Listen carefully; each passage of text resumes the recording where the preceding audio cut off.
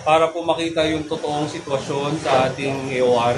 So makita po natin talaga, makausap yung mga barangay, makausap yung mga 9 or 10 individuals. May mga bata. And some of them po ay nakauwi na rin.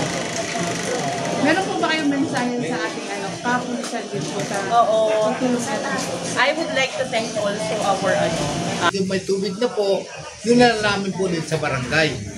Ngayon, nandito po sila sa barangay, mas safety po sila dito. Nandito naman, pinapakain namin. Tsaka nandito masaya naman sila dito sa barangay kasi may natutulugan sila, may pagkain pa. Wala. Salamat po, Chairman. Thank you po. Malasakit mo sa inyong mga natasakupan.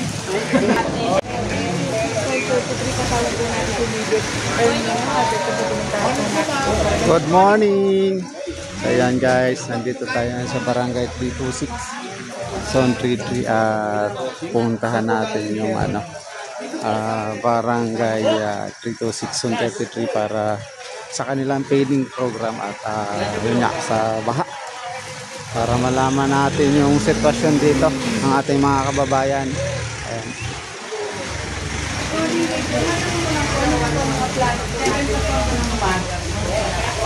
Ang plano po natin ngayon is mag-ikot sa ating nasasakupang lugar para po makita yung totoong sitwasyon sa ating AOR.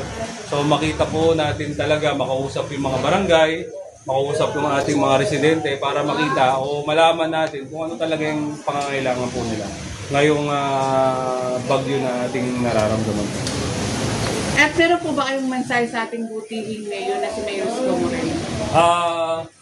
In a partnership with our city mayor, Mayor Isko Moreno Tumagluso, kami po bilang sa kapulisan, handa po kaming tumulong sa aming makakaya para po suportahan po yung kanyang layunin na maging maayos po at ligtas po ang ating lungsod ng Maynila. Lastly po, paalala po sa ating mga kababayan natin. Paalala lang po sa ating mga kababayan, kung wala po tayong gagawing importante sa labas, maaari pong mag-stay na lamang po sa kanilang mga tahanan at maganda manood po ng mga advisory sa balita, especially po sa ating mga vloggers, para po malaman nila yung totoong nangyayari po sa ating labas at maging ligtas po sila sa kanilang mga tahanan po. Yun lamang po. Salamat po. Salamat po, Major Elena. And Chairman, matanong ko lang po, kamusta naman po yung kalagayan ng ating mga nasasakupan? Ito pong nasasakupan ko po, inabot lang po sila ng baha. Kaya ang ginawa po namin, itong mga barangay council, kinuha po namin sila sa bahay nila kasi medyo may tubig na po, yun na namin po dito sa barangay. Ngayon, nandito po sila sa barangay, mas safety po sila dito. Nandito naman, pinapakain namin. Tsaka nandito masaya naman sila dito sa barangay kasi may natutulugan sila, may pagkain pa, wala namang problema, maayos. Yun po ang namin kasi hindi naman po lahat na maikutan kasi ni Mayor Isko. Siyempre, tumutulong po kami mga barangay official para ikutan namin yung mga nasasakupan namin. Yung iba po, baha talaga sa loob ng bahay. Kaya dinadala namin dito sa barangay. Yun lang po, para wala naman po sa amin masabi. Mensahe po kay Yorme po. Yun lang po, ang namin kay Mayor, kasi hindi naman po lahat talaga, sinasabi naman sa amin Mayor, kaming mga barangay official, barangay chairman, sana tingnan namin dito sa nasasakupan namin. Kung ano pong binaha, matulungan namin dito sa barangay, para safety naman po sila lahat. Salamat po pangalan ni Chairman. Chairman Noel Relucio po, barangay 326. Thank you po, Salamat po. Salamat po. Kilos. Opo, kasi kami naman talaga, kayo naman kami. Ayun, nakalagay nga sa dalit ng Chairman Isko tayo. Salamat, Lahat naman Chairman. po. Almusal kami na, nag-almusal. Kamusta po, Nay? Okay na naman po kayo? Kamusta naman po yung lagay niyo po dito? Okay. Maayos naman po. Kasi ang namin, Saan sila banda na? Saan po sila banda? yan lang po sa Makata. Ayaw may tubig po, hindi na mas mataas yung tubig niya kagabi, sigurado. Oo, taas ang kagabi. Kaya sabi ko na kayo sa barangay. May almusal naman kayo, wala naman. Yun. Para mapagpahinga pa ng maayos. Kaya nagpapaluto naman ako, champurado naman mamaya. Opo, mamaya pa po. At least naman, masaya naman ako ng sila safety. Safety, panatag po. Opo. Panatag. Hindi ko naman sila pinababayaan. Tulong-tulong kami.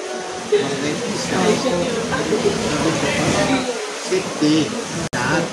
Salamat po, Chairman. Thank you po. Malasakit mo sa inyong mga nasasakupan. Dito nito si Chairman. Salamat po tayo sa evacuate. Magkaiba po. So, yan ito mga kababayan, ka-interview lang kay chairman at pinakita na rin natin yung mga naka-evacuate dito sa taas na na-rescue nila dito sa part na tong looban. Yan yung binaha sa may Makata Street. Sumali magkatabi guys yung Barangay 328 Zone 33. Ayaan, kasama rin natin dito si chairman. Hindi natin alam pangalan. Lang naman po kami mga evacuees. Pero kanina umaga, ano na namin sila, naka-breakfast na namin sila. And then, ngayon, we prepared lunch for them para po naman maitawid nila yung tanghali. Marami na rin po ba kayong nasagot? Nakita ko po kanina sa taas. Opo, numbers din po, we have like 4 or 5 families din. And siguro mga 9 or 10 individuals. May mga bata. And some of them po ay nakauwi na rin. Meron po ba kayong mensahe sa ating kapulisan din po sa Oo. tutulong natin? I would like to thank also our PNP na they are very immediate po in assisting our barangay. And ito nga po katulad nito ay napakahirap na panahon para sa atin. And nagpapasalamat ako sa kanila na nandyan sila parati sa atin.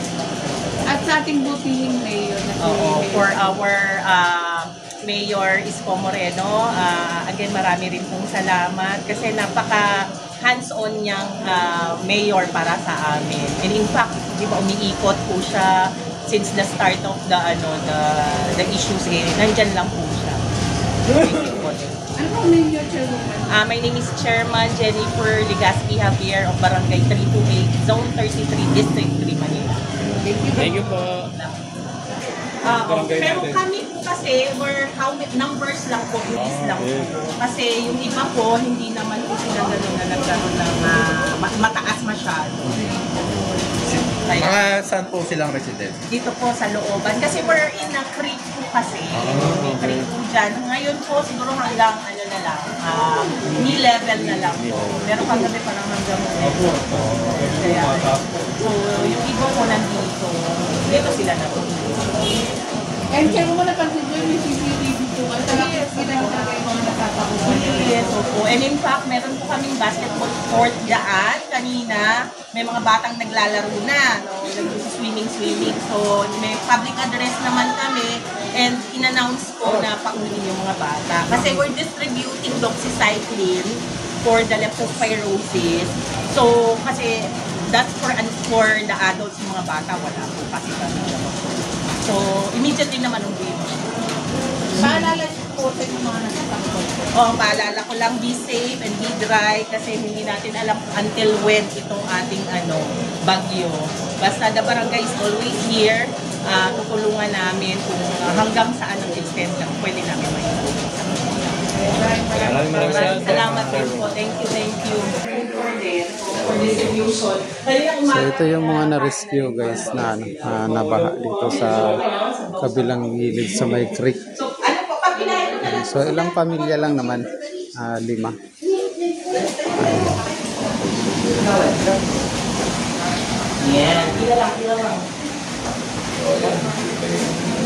So, binigyan sila ng pagkain.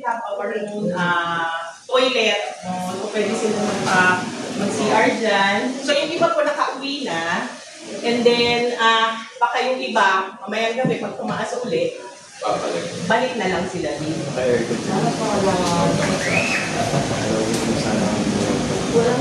Aircon po guys.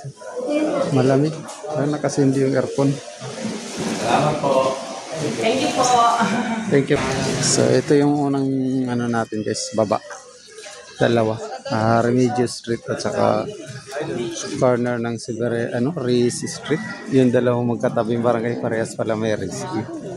Barangay 328 Zone 33 at saka Barangay 326 Zone 33. So yun, abangan nyo yung ating next upload.